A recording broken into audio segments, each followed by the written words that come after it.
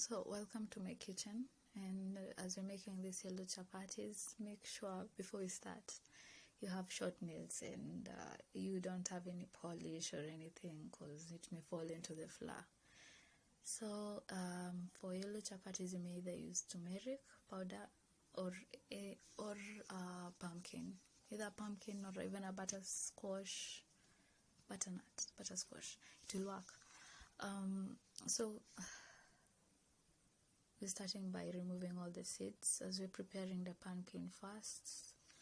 Then later on, you can peel out the hard skin out. And this is one of the easiest recipes I know.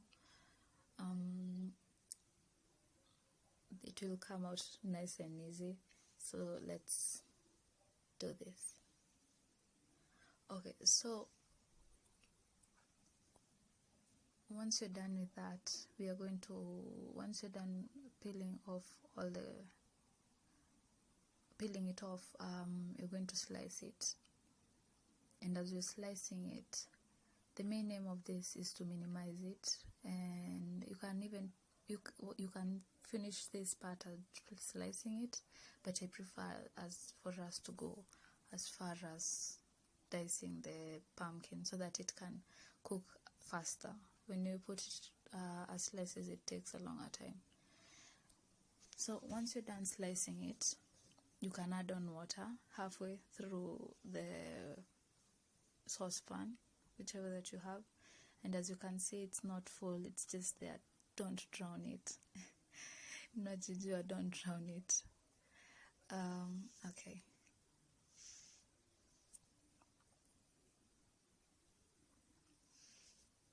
If you feel comfortable with that, lay it over the gas and put it on fire and put it on a medium heat.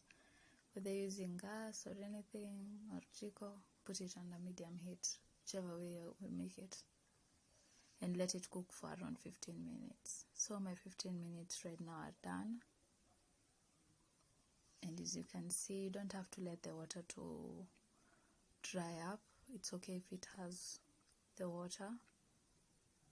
So as you can see, mine are ready. This is how you test it. If it's able to mash, it's fine. You can see mine still has some water in it. It's still fine. So now we are going to mash it. Okay. So by just using a fork, this is what I came up with. You make sure you mash all those tiny pieces, but if you didn't get all of them, it's still okay, it's still fine. But make sure you just get as much as you can this point. As you can see, if you leave some water behind it, makes it a little bit gooey, and that's good for us. So let's move on to the next step.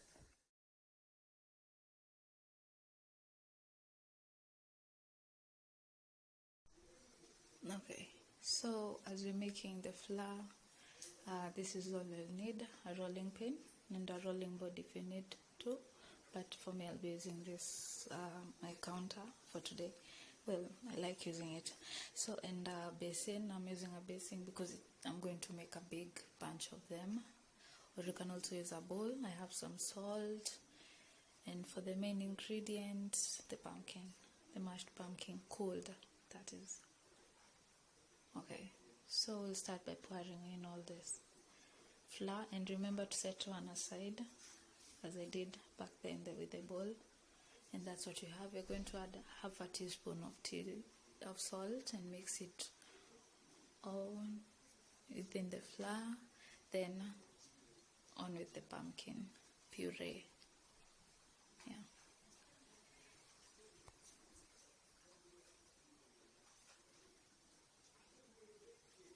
At this time, we're just going to mix it with a spoon, and then later on you can remove the excess pumpkin in the spoon and now mix it with your fingers. In this technique, it's called rubbing in, whereby we are like squishing the tiny ones that you didn't get with the fork. Now we are rubbing it in with the flour using your fingertips. Remember to get all the way on, even on the sides, in the bottom, get all of it. As you can see, I have one big one. Okay, so continue this until you feel comfortable. And then after that is all done, you're going to add in lukewarm water. And at this part, the main aim of doing this is to make the dough. Add in as much as you want and mix in the flour and try to remove as much from your fingers as you can as you go on. Mix it in. And remember to get even the bottom part of the bowl or basin, whichever you're using.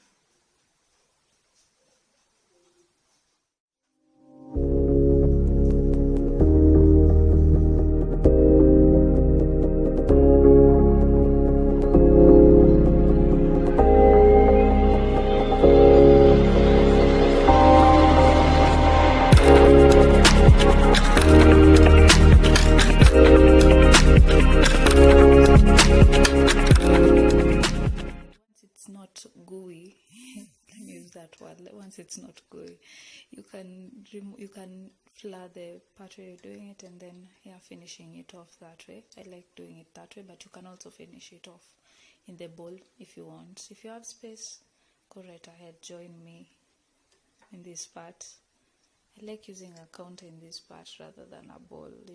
It helps you get everything intact, and it helps me get the right dough that I want. Don't mind if you have parts that have pumpkin, it's still fine. Okay, so this part you're going to be flouring as you go on. Remember to do that. This will help the dough not to stick on the counter. Okay, and make sure it's clean, as in it should be clean. Okay. So remember, this is the part where I told you that you need clean hands. So make sure you spread out as much as you can. It doesn't have to be symmetrical, as in like a circle or a specific shape. No, just roll out whichever shape as much as you can and use the space that you have.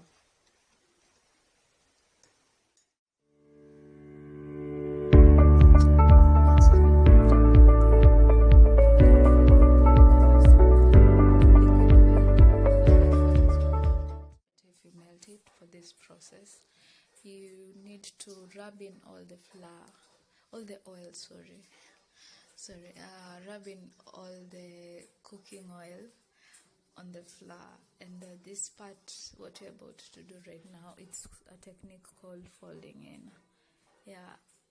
As you saw, like in my previous videos, I was saying that you need air in pastry work. This is one of the pastry work that you're talking about, and this part you need to fold in, and you normally start by rubbing it in first.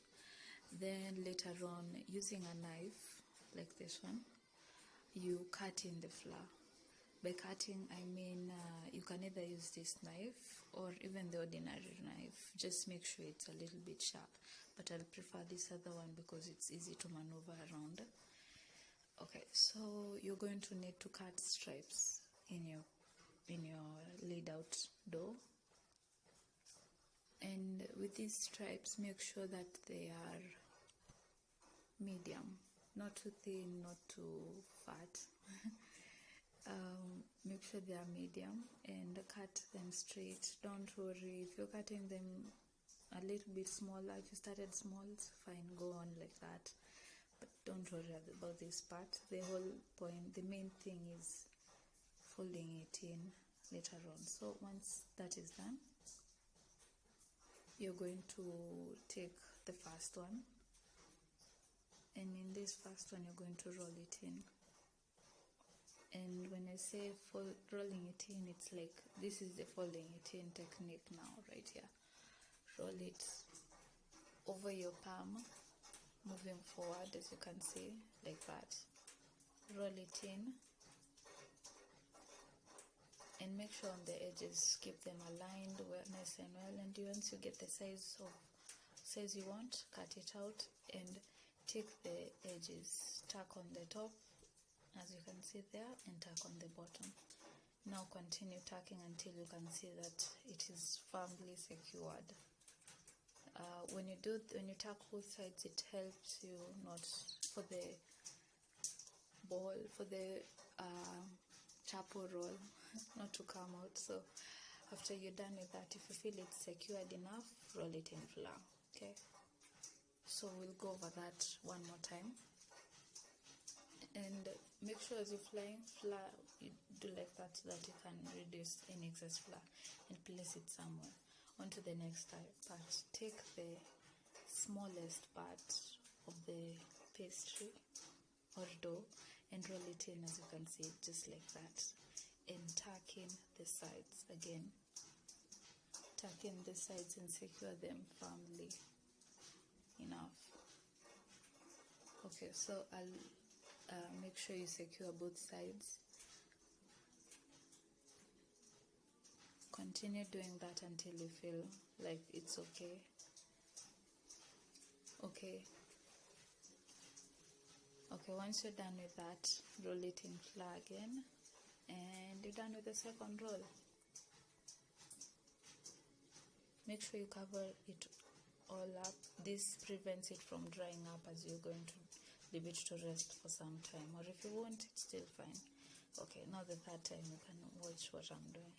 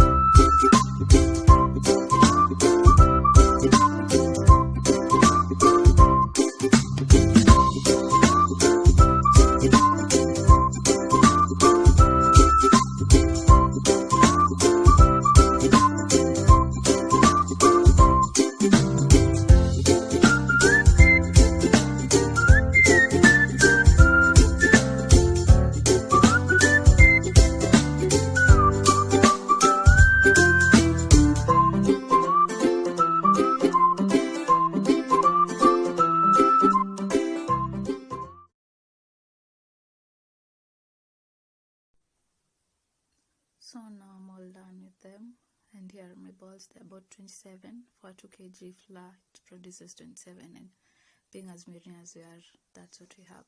Make sure you space them out, because you're going to leave them for like about an hour or so. Even 30 minutes will do. Make sure you leave them for a bit. So cover it up with either a polythene bag or some cling film, and put things around the edges. This is something I like to do to make sure that the air stays in. Okay, now it's been 1 hour and it's now about night time, and we are going to check on them. If yours has dried up, maybe you didn't cover it well, it should be moist.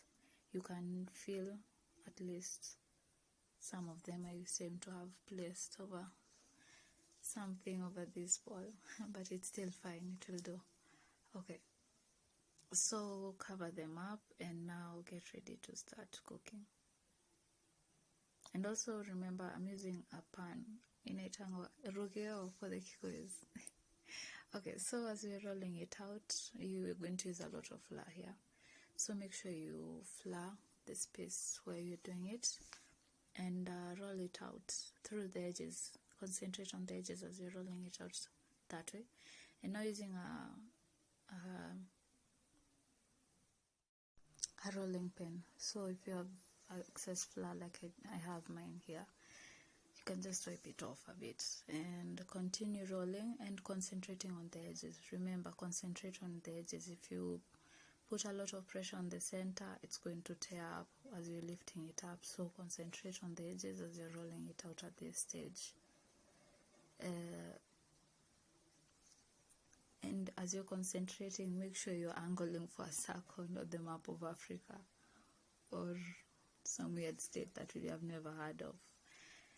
Roll it out, and as you may notice, at times you're going to find some bits of pumpkin, but it's still fine, it's still healthy. At this point, I want to show you a technique.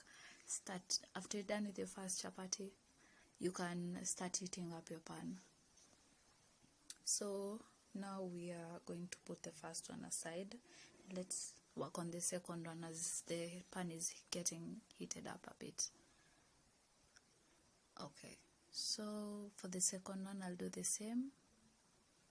I'm going to take the ball with the tacks on top and roll it out, concentrating on the sides as I'm flouring the chapati and also the counter. So do this, and remember, I insist on you trying to aim for the edges at this point as you're rolling it out. So continue doing so, and so far so good. You should be really proud of yourself getting this far. If you're doing it, not watching it, take an initiative and make something for your family, especially during this corona time. It's a little bit challenging. Try new foods. New foods relieve anxiety around the house. It even makes you think like maybe, you're elsewhere. You're getting a service from elsewhere. So it seems like my pan is a little bit hot. Don't do that if you can't handle the heat. I've done this a couple of times, so yeah. Okay, so after, you're going to now put in the first chapati that you roll out here. And you're going to use, I may call it a spatula, or the technical term is an egg slice, but let's go with a spatula. So make sure it dries up on both ends, as you can see, and go around with your spatula in case it's going to be stuck. Being the first one, it might get stuck a bit. Wait for it for some time. When you feel it has dried up enough, turn it over on the other side. And it doesn't have to cook at this point. If it cooks at this point, being your first one, your pan is too hot. And do this over medium heat. If you do it over high heat, it may start cooking, and it's just, that's one step away from burning. So on to the second one. Do it the same as the previous one. And please note also as how I'm picking my chapatis. As you can see, there's that pumpkin over there, which is still fine. If it's big, if your pumpkin puree had big chunks, it's going to tear the chapati as you're doing it here. Okay, so turn it over, and that one is ready for frying.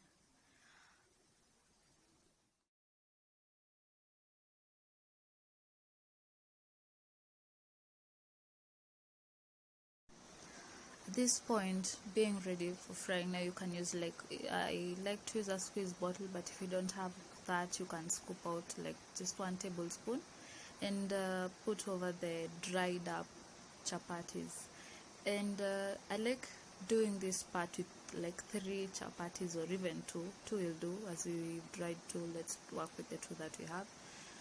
You need to just do this, fry them side to side, on both sides, and till they're golden, nothing black. We don't want anything that looks like coal. No, rangi ya thao, okay, zao rangi ya thao. Do this. If you're a pro, you can even touch on top and DJ away.